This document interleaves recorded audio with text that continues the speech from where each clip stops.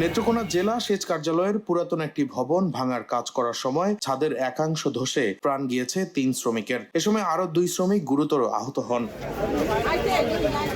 পরে খবর পেয়ে ফায়ার সার্ভিসের কর্মীরা গিয়ে ৩ জনের মরদেহ উদ্ধার করে। নিহতরা হলেন সদরের পলাশহাটি গ্রামের দীপু মিয়া, হলুদাটি গ্রামের হান্নান মিয়া, আটপাড়া উপজেলার অভয়পাশা গ্রামের সালাম মিয়া। আহত ২ জনকে উদ্ধার করে হাসপাতালে পাঠানো হয়েছে।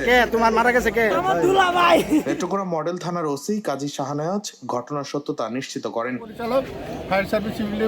এ বিষয়ে অতিরিক্ত জেলা প্রশাসক মোহাম্মদ রাফিউজ্জামান ঘটনাস্থল পরিদর্শন করে নিহত ও আহত পরিবারদের আর্থিক সহযোগিতার আশ্বাস দেন।